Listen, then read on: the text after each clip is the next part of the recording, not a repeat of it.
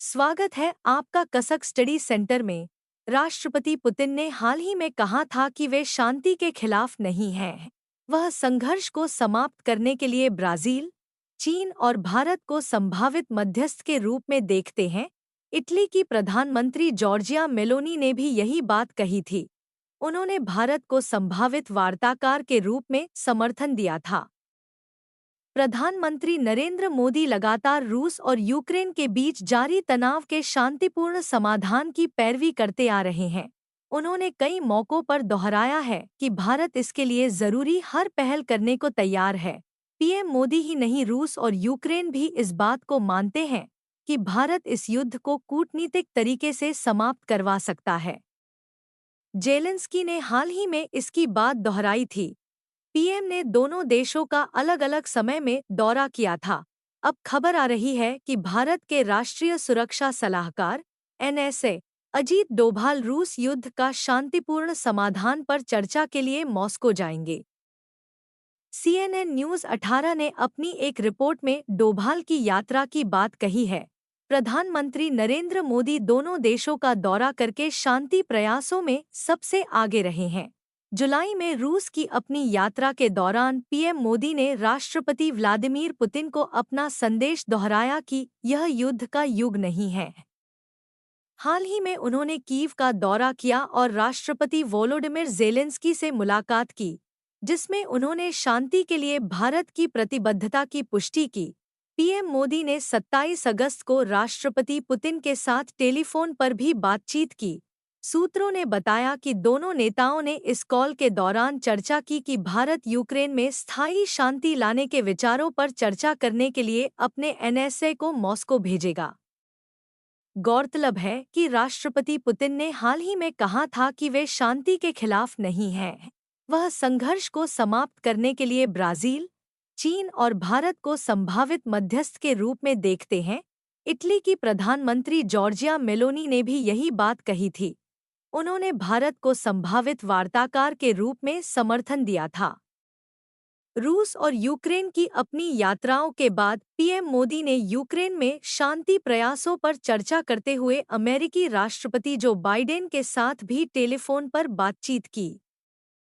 अब चलते हैं दूसरे खबर की तरफ। अमेरिका के लुसियाना स्टेट में सरकार ने 22 मंजिला हर्ज टॉवर को बम लगाकर उड़ा दिया गया। महज 15 सेकंड में यह खूबसूरत गगनचुंबी इमारत 5 मंजिला मलबे के ढेर में बदल गई। कुछ वर्षों से इस इमारत को बचाने के प्रयास किए जा रहे थे, लेकिन शनिवार को इमारत के ध्वस्त होते ही इसे बचाने की सभी मुहिम धरी की धरी रह गई। रिपोर्ट के अनुसार 4 साल पहले शहर में आए चक्रवाती तूफान लौरा के कारण इमारत को काफी नुकसान पहुंचा था और तब से ये इमारत पूरी तरह के खाली थी। शनिवार को लुसियाना स्टेट के लेक चार्ल्स शहर में कैलकेसियो नदी के किनारे स्थित 22 मंजिला इमारत हर्ज टॉवर को बम लगाकर उड़ा दिया गया। शहर के मेयर निक हंटर की मौजूदगी में इमारत को ध्वस्त किया गया। पिछले 4 वर्षों से यह इमारत पूरी तरह से खाली थी।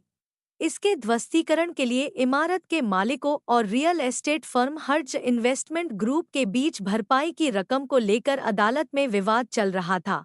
दोनों पक्षों में समझौते के बाद अदालत ने इस इमारत को गिराने का आदेश दिया। शनिवार को टीम इमारत के अंदर बम लगाकर इसे उड़ा दिया। हर्ज टॉवर महज 15 सेकंड में 5 मंजिल ऊंचे ढेर में बदल गया। इस इमारत को पहले कैपिटल वन टॉवर के नाम से जाना जाता था। 4 दशकों से अधिक समय से यह इमारत लेक चार्ल्स शहर में आकर्षण का प्रमुख केंद्र रही, लेकिन 2020 में दक्षिण पश्चिम लुइसियाना में आए चक्रवाती तूफानों के कारण इमारत को काफी नुकसान पहुंचा था।